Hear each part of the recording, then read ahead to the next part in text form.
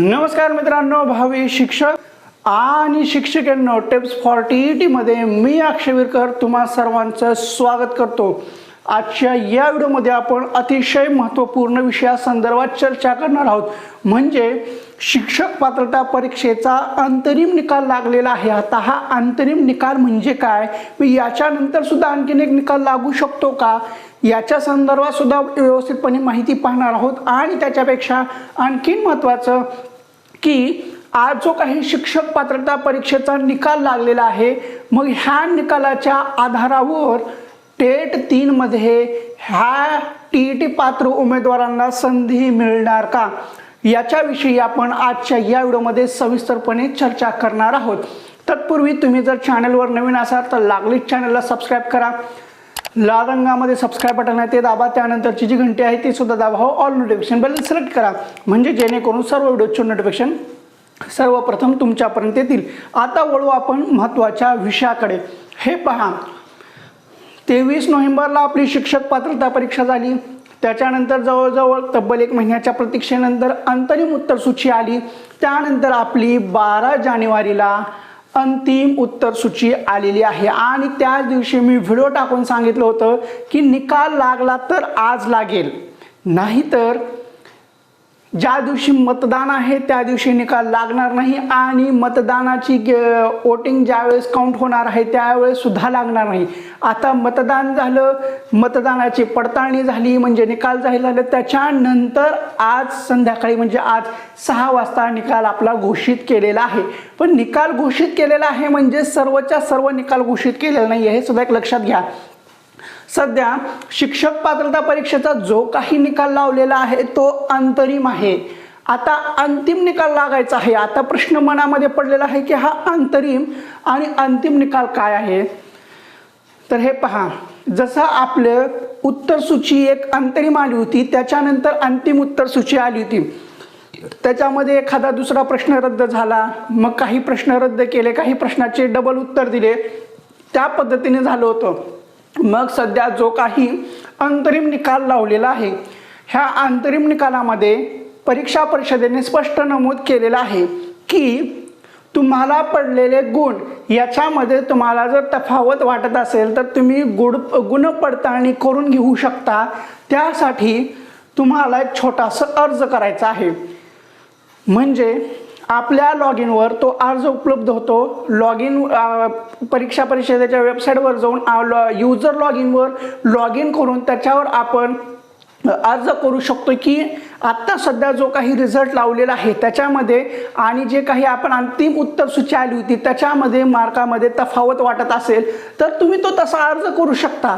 मग त्याची पडताळणी होऊन आपल्याला 21 तारखेनंतर फायनल रिझल्ट पाहायला भेटेल। आता हा अर्ज आपण कधीपर्यंत करू शकतो, आजच्या दिवसापासून 21 तारखेपर्यंत।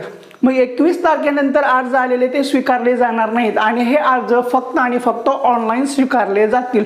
अर्ज का करायचा, ज्यावेळेस अंतिम उत्तर सूची आली त्याच्यानुसार तुम्हाला पडलेले मार्क आणि आत्ता परीक्षा परिषदेने युजर लॉग इनवर जो काही निकाल घोषित केलेला आहे त्याच्यामध्ये जर तुम्हाला तफावत वाटत असेल तर त्याची पडताळणी करण्यासाठी तुम्ही अर्ज करू शकता।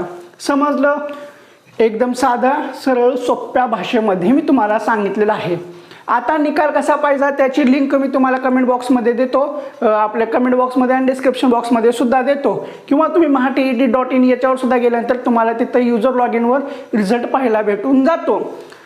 मग आता सगळ्यात महत्त्वाचं की किती टक्के रिझल्ट लागला, तर हे पहा किती टक्के लागला, पेपर 1 चे किती पास झाले, पेपर 2 चे किती पास झाले, हे अद्यापही जाहीर केलेलं नाहीये।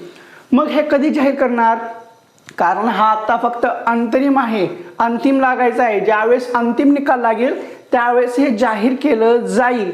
आणि महत्त्वाचं की आता जो काही निकाल लागलेला आहे या निकालाच्या आधारावर ज्यांनी शिक्षक अभियोग्यता व बुद्धिमत्ता चाचणी टेट 3 दिलेली आहे त्यांना ह्या TETचे मार्क्स ॲड करता येतील का, असा खूप मोठा प्रश्न पडलेला आहे. आणि खूप जण याच्यासाठी कोर्टामध्ये जाण्याचा प्रयत्न करत आहेत की आम्ही अगोदर TET पास नव्हतो पण आता सध्या पास झालेलो आहोत, मग पवित्र पोर्टलवर आम्हाला TETचे मार्क्स ॲड करता येतील का, मग त्यासाठी आम्ही कोर्टात गेल्यानंतर काही फायदा होईल का, असा खूप जणांना प्रश्न पडलेला असेल. तर हे पहा, याचं सरळ सरळ उत्तर आहे. ज्यावेळेस आपण शिक्षक अभियोग्यता व बुद्धिमत्ता चाचणीचा फॉर्म भरलेला होता त्या दिवसापर्यंतची पात्रता ग्राह्य धरली जात होती, त्याच्यानंतरची पात्रता ग्राह्य धरली जात नाही. आणि ही शिक्षक पात्रता परीक्षा आपली 23 नोव्हेंबरला झालेली आहे. शिक्षक अभियोग्यता व बुद्धिमत्ता चाचणी मे मध्ये झालेली आहे, मे जूनमध्ये. आणि त्यानंतर तुम्ही TET पास केलेला आहात, ही TET पास केलेली याच्यामध्ये ग्राह्य धरली जात नाही. आणि खूप काही व्यक्ती आहेत जे थेट आयुक्त ऑफिस, थेट इकडून तिकडून असं सांगून तुमच्या मनामध्ये संभ्रम निर्माण करत आहेत. त्यांनी असं सांगितलं आहे की जोपर्यंत जाहिरात येत नाही तोपर्यंत तुम्ही काहीही करू शकता, असं सर्वांच्या मनामध्ये बिंबवलेलं आहे. जाहिरात येईपर्यंत सर्व काही ग्राह्य धरलं जातं असं तुमच्या मनामध्ये बिंबवलेलं आहे. तर हे पहा, असं बिलकुल नाही. ह्या शिक्षक भरतीमध्ये शिक्षक अभियोग्यता व बुद्धिमत्ता चाचणीचा फॉर्म भरेपर्यंतची पात्रता ग्राह्य धरली जाते. 2017 असो, 2022 असो आणि आत्ताची शिक्षक अभियोग्यता व बुद्धिमत्ता चाचणी टेट 3 असो. लक्षात घ्या, तुम्ही भलेही कोर्टामध्ये गेलात की आत्ता मी TET पास झालोय, अगोदर शिक्षक अभियोग्यता व बुद्धिमत्ता चाचणी टेट दिलेली आहे, त्याच्यामध्ये TET पास नव्हतो, त्याच्यामुळे आम्हाला चांगले जरी मार्क्स पडलेले आहेत, तर मग आता आम्हाला ही TET ॲड करायला संधी द्या, तर तसं होत नाहीये. तुमची कुणीतरी दिशाभूल करत आहे, तुमच्या मनामध्ये कुणीतरी चुकीचं बिंबवत आहे, तुम्हाला उकसवत आहे. तुम्ही कोर्टामध्ये जरी गेलात तर याचा काहीही फायदा होत नाहीये. विनाकारण वेळ, श्रम, पैसा वाया घालू नका, कारण हे तुम्हाला उकसवण्याचे, भडकवण्याचे काम करतात.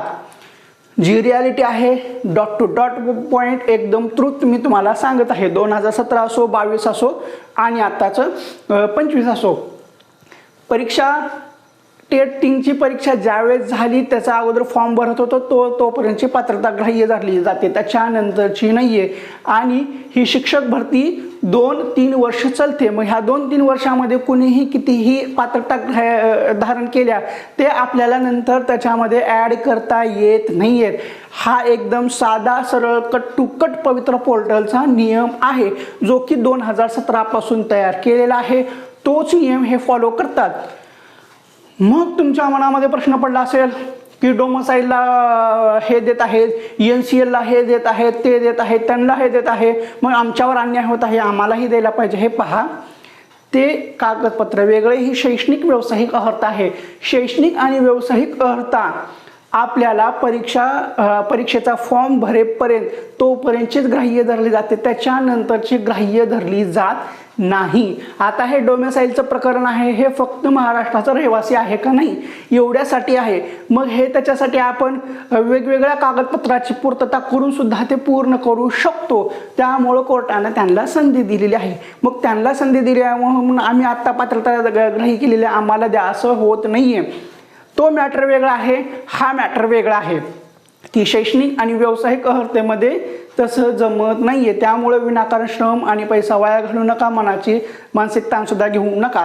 एकदम व्यवस्थित सरळ डॉट टू डॉट सांगितलेलं आहे, निकाल लागलेला आहे. तुम्हाला याच्या मनामध्ये काही शंका असतील तर ते तुम्ही 21 तारखेपर्यंत अर्ज करू शकता आणि 21 तारखेनंतर अंतिम निकाल जाहीर केला जाईल. मग अंतिम निकाल जाहीर केल्यानंतर किती विद्यार्थी पास झाले, किती टक्के रिझल्ट लागला, पेपर 1चे किती पास झाले, पेपर 2 गणित सामाजिक शास्त्राचे किती पास झाले, गणित विज्ञानचे किती झाले, सामाजिक शास्त्राचे किती पास झाले, हे नंतर आपल्याला कळेल. हा सध्या अंतरिम आहे. काही शंका असतील तर 21 तारखेपर्यंत तुम्ही ते युजर लॉग इनवर सबमिट करून ते फिल करून तुम्ही हे गुड पडताळणी करून घेऊ शकता. आणि हे जे आत्ता TET पास झालेले आहेत यांना टेट 3 मध्ये संधी नसते, हे सुद्धा एकदम क्लिअर कट टू कट लक्षात ठेवा. आणि कोणी जर भडकवत असेल तर त्या भडकवण्याकडे लक्ष देऊ नका आणि तुम्ही सुद्धा भडकवू नका. असो, जेवढं महत्त्वाचं होतं सगळं व्यवस्थितपणे सांगितलेलं आहे. व्हिडिओ कसा वाटला तो कमेंट बॉक्समध्ये सांगा. व्हिडिओ आवडला असेल तर व्हिडिओला लाईक करा. आणि हां, आपण शिक्षक पात्रता परीक्षेच्या नोट्स देतो, त्या तुम्हाला हवे असेल तर ते घेऊ शकता. हे तर तुम्हाला नोट्स 1, नोट्स 2, नोट्स 3 दिसत असतील. पेपर 1, पेपर 2 पुन्हा कॉम्बो नोट्स हे सगळं दिसत असतील. हे तुम्ही पाहून नोट्स घेऊ शकता. खाली नंबरसुद्धा दिलेला आहे, ते तुम्ही कॉन्टॅक्ट करून सुद्धा नंबर घेऊ शकता. रिझल्ट 100% आहे. कधी पण अभ्यास केला तर अभ्यास केल्यानंतर रिझल्ट येतोच, पण ह्या नोट्स फॉलो केल्या, अभ्यास केला, व्यवस्थित अभ्यास केला तर तुम्ही नक्कीच पास होऊन जाता. असं 2021 पासून बरेचसे विद्यार्थी पास झालेले आहेत. तुम्हाला सुद्धा पास व्हायचे असेल तर ह्या नोट्स तुम्ही परचेस करून हे घेऊ शकता. आणि ज्यावेळेस नोट्स अपडेट होतील त्यावेळेस सुद्धा तुम्हाला ते फ्रीमध्ये अवेलेबल करून दिले जातील, कधी जर आजपासून नोट्स घेतल्या तर. असो, जेवढं काय सांगायचं आहे तेवढं सगळं व्यवस्थितपणे सांगितलेलं आहे. व्हिडिओ कसा वाटला तो कमेंट बॉक्समध्ये सांगा. व्हिडिओ आवडला असेल तर व्हिडिओला लाईक करा. व्हिडिओ पाहून तुमचा काही फायदा होत आहे असं वाटत असेल तर, आणि तरच तुमच्या मित्रमैत्रिणीला हा व्हिडिओ शेअर करा आणि आपल्या चॅनलला सबस्क्राईब करायला विसरू नका. तर ठीक आहे, पुन्हा भेटू पुढल्या एका व्हिडिओमध्ये अशीच महत्त्वपूर्ण माहिती घेऊन.